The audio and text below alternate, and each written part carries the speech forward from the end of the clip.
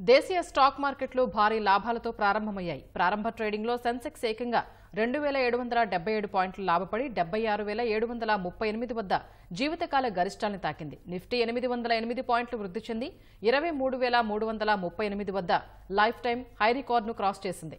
లోక్సభ ఎన్నికల్లో ఎన్డీఏ భారీ విజయం సాధించవచ్చని ఎగ్జిట్ పోల్స్ చెబుతున్న నేపథ్యంలో అన్ని రంగాల స్టాక్ మార్కెట్లు లాభాల్లో దూసుకుపోతున్నాయి. ఈ నేపథ్యంలో స్టాక్ మార్కెట్ స్థితిగతులపై మార్కెట్ నిపుణులు మూర్తి నాయుడుతో మా ప్రతినిధి శ్రీనివాస్ మోహన్ ముఖాముఖి. సార్వత్రిక ఎన్నికల ఫలితాలు మరికొద్ది గంటల్లోనే వెలువడుతున్న నేపథ్యంలో ఈరోజు దేశవ్యాప్తంగా చూస్తే స్టాక్ మార్కెట్ కూడా చాలా జోష్ కొనసాగుతోంది.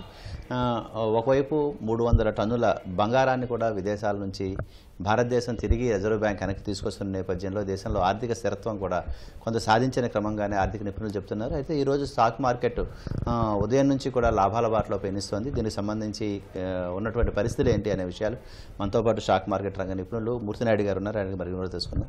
యాక్చువల్గా ఏదైతే జోష్కు ఫస్ట్ కారణం ఏంటంటే ఉన్నటువంటి గవర్నమెంట్ స్టేబుల్గా ముందుకు వెళ్తుంది అన్నది ఫస్ట్ పాయింట్. మనకి మీరు అన్నట్టుగా ఏ రంగాలు అన్న దాంట్లో కూడా మనం లాస్ట్ వీక్ కూడా మనం దాని మీద పూర్తి స్థాయి వివరణ ఇవ్వడం జరిగింది. ఏదైతే మోడీ గవర్నమెంట్ కాన్సన్ట్రేషన్ చేస్తున్నటువంటి ఒక 4 రంగాలు ఏదైతే ఉన్నాయో ఆ 4 రంగాలు కూడా ముందుకెళ్లే అవకాశం ఉందని చెప్పుకున్నాం.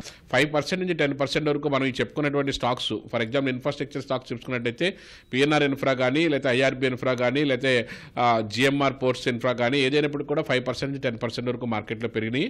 అదేవిధంగా రైల్వేస్ సంబంధించిన దాంట్లో మనం రైల్వేస్ సంబంధించింది బాగా ట్రమెండస్గా వెళ్తుందని చెప్పాం. దాంట్లో Ircon Indian railway construction company ఏదైతే ఉందో అది ఈ రోజున 8 to 10% మార్కెట్లో ఒక అప్ ట్రెండ్ తీసుకుంది. అదేవిధంగా రైలు వికాస్ నిగమం లిమిటెడ్ కూడా 5% నుంచి 7% వరకు అప్ ట్రెండ్ తీసుకుంది.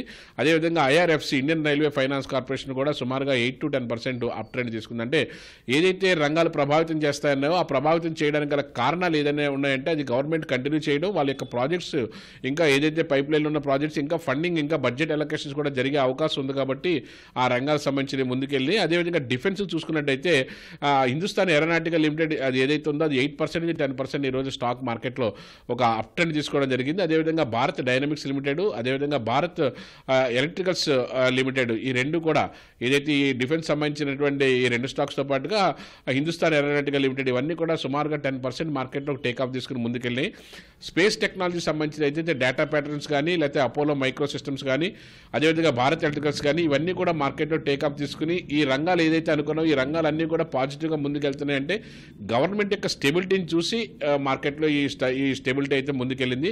ఈ జోష్ ఇంకా ఎంతకాలం కొనసాగుతుందంటే డెఫినెట్గా జోష్ కొనసాగే అవకాశం ఎక్కువగా ఉంది. ఎందుకంటే భారత్లో మనకి ఇండియాకు ఉన్నటువంటి మార్కెట్ పొటెన్షియాలిటీ ఇతర కంట్రీస్తో చూసుకుంటే మనది ఇంకా మార్కెట్లో ముందుకెళ్ళడానికే అవకాశం ఎక్కువగా ఉంది. దానికి ఇండికేషన్ మీరు ఇందాక అడిగిందే ఏదైతే 100 కేజీలు మనకి ఏదైతే 100 టన్నుల బంగారం మళ్ళీ రిజర్వ్ బ్యాంక్ వెనక్కి తీసుకొచ్చిందంటే ఎస్ మార్కెట్ యొక్క ఇండియా మార్కెట్ యొక్క ఆర్థిక స్థిరత్వమే దానికి నిదర్శనంగా మనం చెప్పుకోవచ్చు. కాబట్టి మార్కెట్స్ అయితే ఒకవేళ మార్కెట్ బాగా పీక్కి వెళ్ళిన తర్వాత ఒక రిట్రెస్మెంట్ ఏదైనా ఒక చిన్న కరెక్షన్ ఉంటే అది టెక్నికల్గా ఒక రిట్రెస్మెంట్లో భాగంగానే అనుకోవాలి తప్ప మార్కెట్స్ అయితే మాత్రం ప్రోగ్రెసివ్గా ముందుకెళ్ళడానికే మంచి అవకాశం అయితే ఉంది. ఈరోజు ఉదయం నుంచి చూస్తే ఎలా ఉంది మార్కెట్? ప్రధానంగా జోషి ఏ బిట్ మీకు అనిపిస్తుంది, పరిస్థితి ఎలా ఉంది? ఉదయం మార్కెట్ ఓపెనింగే గ్యాప్ అప్లో ఓపెన్ అయింది. ఇది మనం ఆల్రెడీ ఏదైతే ఎగ్జిట్ పోల్ తర్వాత ఏదైతే మోడీ గవర్నమెంట్కి స్టేబుల్గా గవర్నమెంట్ వచ్చే అవకాశం ఉందంటే ఖచ్చితంగా 1 or 2% అట్లీస్ట్ మార్కెట్లో టేకాఫ్ తీసుకునే గ్యాప్ అప్లో ఓపెన్ అవుతుంది అనుకున్నాం. అది సుమారుగా 2.8 నుంచి 3% గ్యాప్ అప్లో ఓపెన్ అయ్యి మార్కెట్ ఇంకా టేకాఫ్ తీసుకుని ముందుకు వెళ్ళడానికి అవకాశం కనిపిస్తుంది. రంగాలు కూడా చూసుకున్నట్టయితే స్టేబుల్గా ఉన్నటువంటి మనం ఇప్పుడు అనుకున్నటువంటి 4 సెక్టార్సే కాకుండా ఆటోమొబైల్ అండ్ బ్యాంకింగ్ సెక్టార్ కూడా చాలా అద్భుతమైనటువంటి పెర్ఫార్మెన్స్ చూపించింది. ఎందుకంటే ఏదైతే ఆర్థిక స్థిరత రావడం వల్ల బ్యాంకింగ్ సెక్టార్ కూడా బాగా, బ్యాంకింగ్ అండ్ ఫైనాన్స్ సెక్టార్స్ కూడా బాగా ఉంటాయి. బ్యాంకింగ్ అండ్ ఫైనాన్స్ సెక్టార్స్ ఉంటే వినియోగదారుడికి కొనుగోలు శక్తి బాగా పెరుగుతుంది. కొనుగోలు శక్తి పెరిగిందంటే ఈ ఆటోమొబైల్ కానీ, ఎఫ్ఎంసీజీ కానీ, రీటైల్ సెక్టార్స్ కానీ ఇవన్నీ కూడా మార్కెట్లో మంచి మూమెంట్ తీసుకుని ముందుకెళ్ళడానికి అవకాశం అయితే ఎక్కువగా ఉంటుంది. మదుపర్లు ఈ సమయంలో ఎలాంటి జాగ్రత్తలు తీసుకోవాల్సిన అవసరం ఉంది? డెఫినెట్గా యాక్చువల్గా మదుపర్లకి ఏంటంటే ఇలాగా మార్కెట్ ఏదైతే పీక్ స్థాయిలో మార్కెట్ టేక్ ఆఫ్ అయి ముందుకు వెళ్తున్నప్పుడు వాళ్ళ దగ్గర ఉన్న స్టాక్స్లో కూడా మార్కెట్లో మంచి మూమెంట్ వస్తే ఓకే, లేకపోతే వాళ్ళు పెట్టినటువంటి మదుపు చేసినటువంటి కంపెనీస్లో పెద్దగా మూమెంట్ లేకపోతే ఇప్పుడైనా సరే ఏదైతే సెక్టార్స్ మార్కెట్లో టేక్ ఆఫ్ తీసుకుని ముందుకు వెళ్తున్నాయో అలాంటి సెక్టార్స్ మారడానికి ఒక మంచి అవకాశం ఇది. అట్ ద సేమ్ టైం దీంట్లో ఇన్వెస్ట్మెంట్ చేసుకునే మోడల్లోనే అది సిప్ మోడల్ అయినా ఉండొచ్చు, సిస్టమేటిక్ ఇన్వెస్ట్మెంట్ ప్లాన్ మంత్లీ మన యొక్క శాలరీడ్ ఎంప్లాయీస్ అయినా లేకపోతే ఒక సిస్టమేటిక్గా ఇన్వెస్ట్ చేసుకోవడానికి మంచి అవకాశం ఉంటుంది. ఇలాంటి మంచి ఫ్రంట్ లైన్లో ఉన్నటువంటి స్టాక్స్లోను ఇప్పుడు మనకి ఏ స్టాక్స్ అయితే పెరిగినాయో ఇందాక మనం చెప్పుకున్నట్టుగా, ప్లస్ అదానీ గ్రూప్ కూడా, అదానీ పోర్ట్ ఈ రోజున సుమారుగా 10 to 12% మార్కెట్లో ఒకేసారి పెరగడం అనేది జరిగింది. దానికి సంబంధించి లాస్ట్ సెషన్స్లో కూడా మనం చెప్పాం. అదానీ గ్రూప్లో కూడా కొన్ని స్టేబుల్గా ఉన్నటువంటి స్టాక్స్లో మనం ఏదైతే అదానీ గ్రూప్ కానీ, అదానీ టోటల్ గ్యాస్ కానీ, అదానీ గ్రీన్ కానీ ఇలాంటివి అయితే మాత్రం చాలా స్టేబుల్గా ముందుకెళ్లే అవకాశం ఎక్కువ ఉందని చెప్పాం. ఇలాంటి స్టాక్స్లోకి మీరు కన్వర్ట్ అయ్యి మంచి ప్రాఫిట్ తీసుకునే విధంగా, అదేవిధంగా పవర్ గ్రిడ్ కానీ, పవర్ సెక్టార్ సంబంధించినటువంటి స్టాక్స్ కానీ, ఎనర్జీ సెక్టార్ సంబంధించిన స్టాక్స్ కానీ, ఆటోమొబైల్ సెక్టార్ సంబంధించిన స్టాక్స్ కానీ, ఇలాంటి స్టాక్స్లోకి మీరు డైవర్ట్ అవుతే అద్భుతమైన ఫలితాలు తీసుకుని మంచి ప్రాఫిట్స్ తీసుకోవడానికి అవకాశం ఎక్కువగా ఉంటుంది. రూపాయి వాల్యూ కూడా ఎలా ఉంది సార్?